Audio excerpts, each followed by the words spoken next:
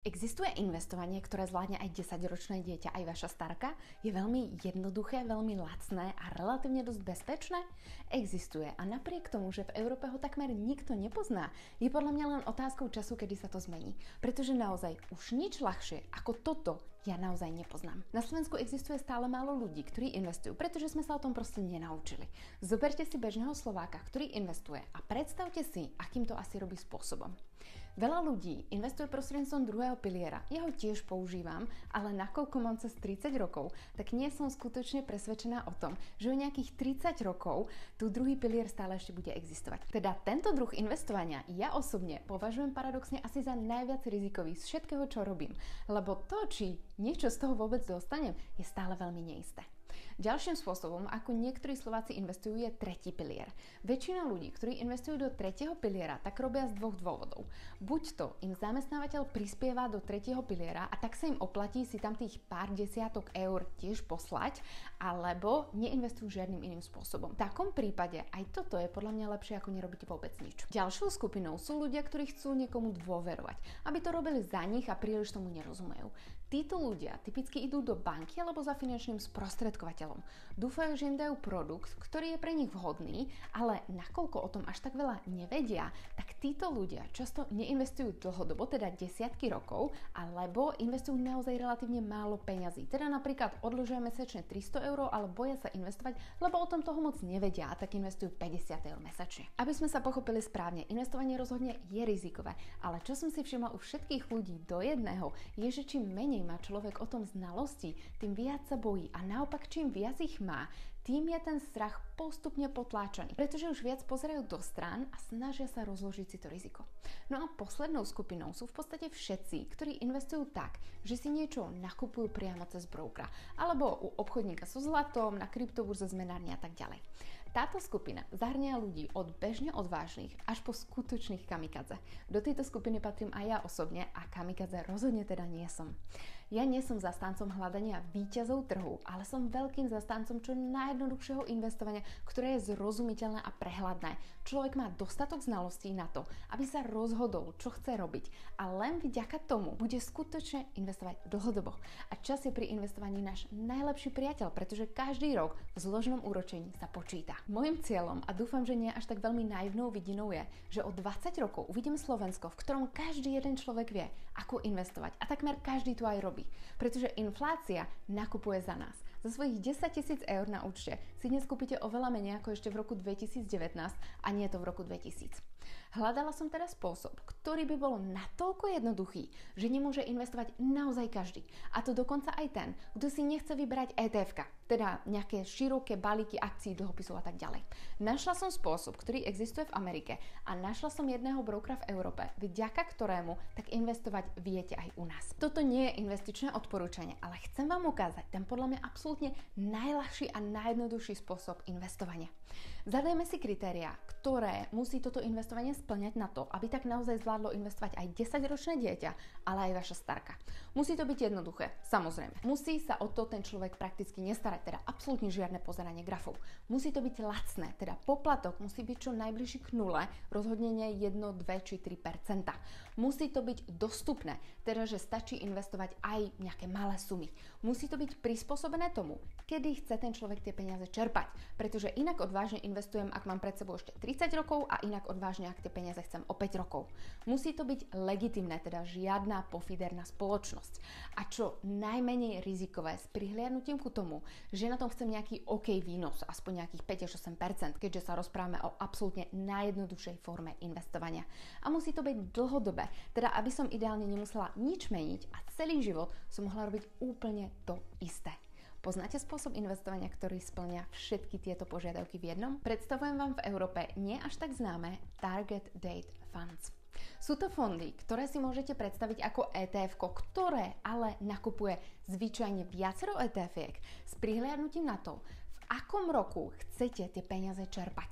A to je ten obrovský rozdiel oproti takmer akejkoľvek inej forme investovania. Pretože tieto target date funds majú rovno v názve zadaný rok, v ktorom chcete ísť do dôchodku, respektíve od ktorého chcete tie peniaze čerpať. A tomu, ako ďaleko alebo blízko ste ku tomu konkrétnemu roku, prispôsobuje to, do ktorých konkrétnych ETF investuje.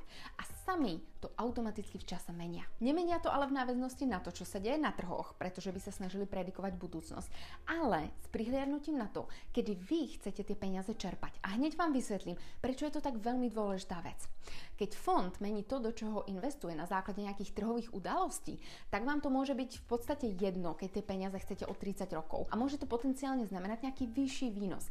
Ale ak tie peniaze chcete už o 5 rokov, tak je pre mňa tento hazard absolútne neprípustný. Každý fond investuje do toho, čo má zadané v kritériách. A dokým tam nemá ako jedno z kritérií rok, od ktorého vy konkrétne chcete čerpať tie peniaze, tak tomu nebude prispôsobovať svoju stratégiu. Áno, samozrejme, môžete si to v čase meniť sami, to, do čoho investujete, ale ako som povedala, ja hľadám ten úplne najľahší a najdostupnejší spôsob a tým rozhodne nie je, že si každý spraví takú super Excel tabulku, ako mám najprv prečítať ja. Tieto target date funds, rovnako ako samotné ETF-ka, vytvárajú svetové investičné spoločnosti, ako napríklad BlackRock, Vanguard a ďalšie. Zoberte si, že spoločnosť, napríklad BlackRock, vytvorí ETF-ko, ktoré sa bude volať napríklad LifePath Index 2050 Fund. V rámci tohto fondu sa bude snažiť dosiahnuť čo najlepší výsledok s prihľadnutím na to, že ľudia, ktorí ho nakupujú, tie peniaze chcú čerpať od roka 2050. Aktuálne, teda 25 rokov predtým, môže investovať majoritne do akcií, respektíve akciových ETF-iek. Ale čím sa bude blížiť ku roku 2050, tým viac bude investovať do aktív s fixným výnosom a menej do akcií.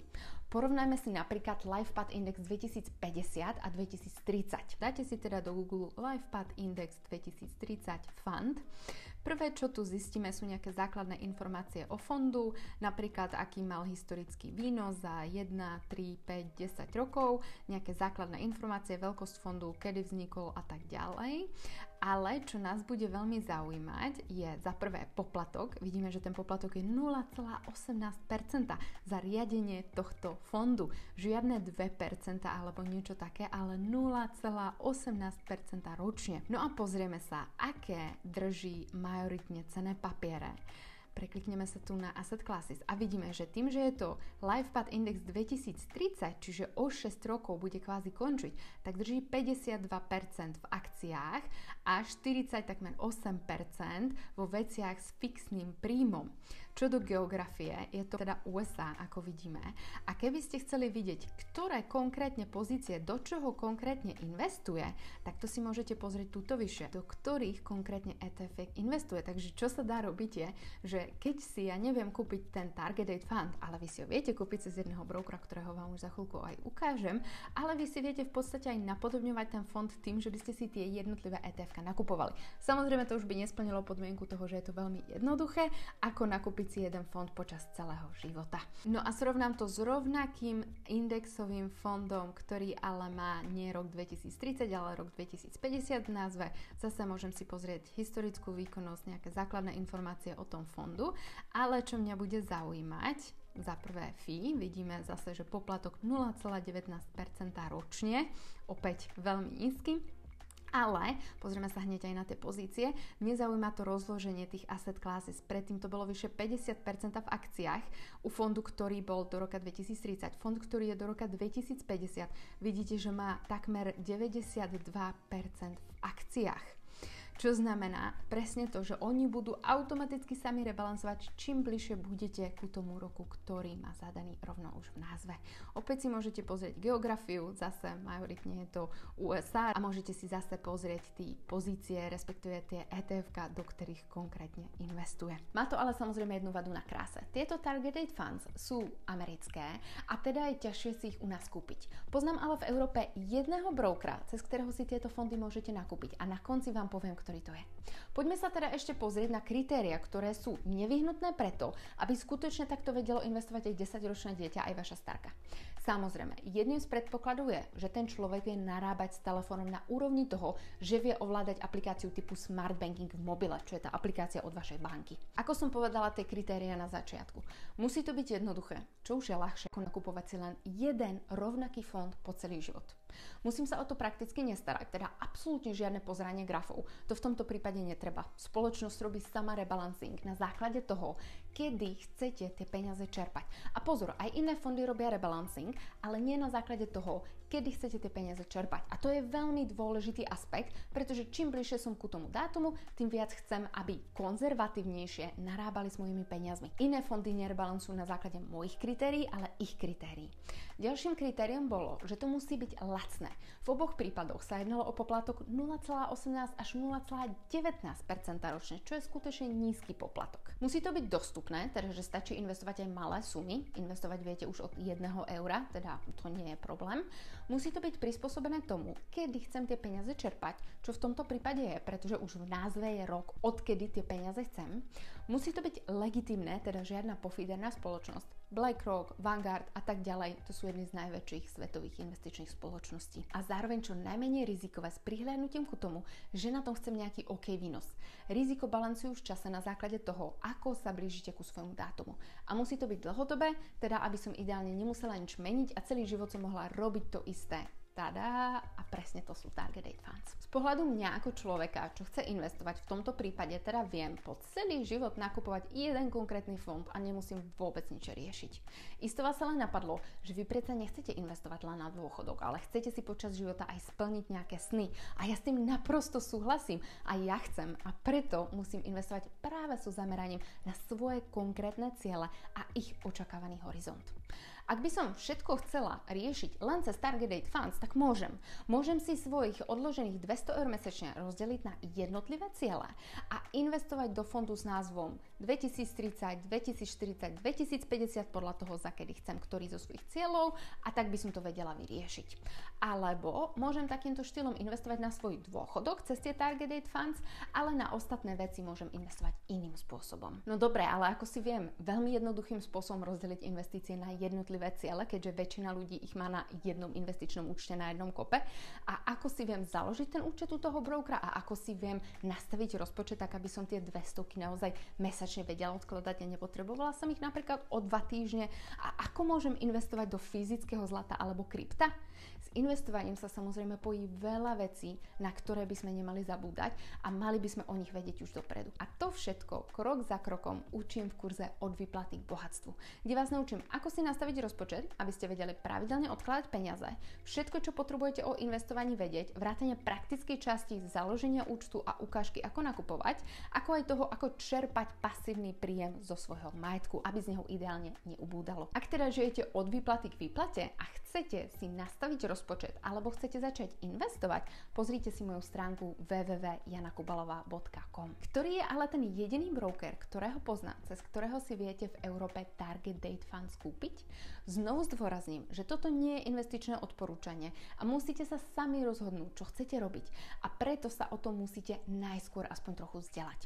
Tým brokerom je spoločnosť Birdwingo. Link na stiahnutie aplikácie aj s referálom, aby ste mohli získať aj nejaké akcie zdarma, nájdete pod týmto videom. Spôsobov, ako investovať, je naozaj veľa a každý človek vám odporúči niečo iné. Ja vám odporúčam, vzdelávajte sa o investovaní, aby ste robili to, s čím ste OK vy sami. Lebo len potom to budete robiť naozaj dlhodobo. A dlhodobosť je môj najlepší priateľ. Pretože mi má vytvoriť pasívny príjem, ale aj splniť na tej ceste všetky moje sny. Vzdelávajte sa o investovaní a nezabudnite odoberať tento kanál.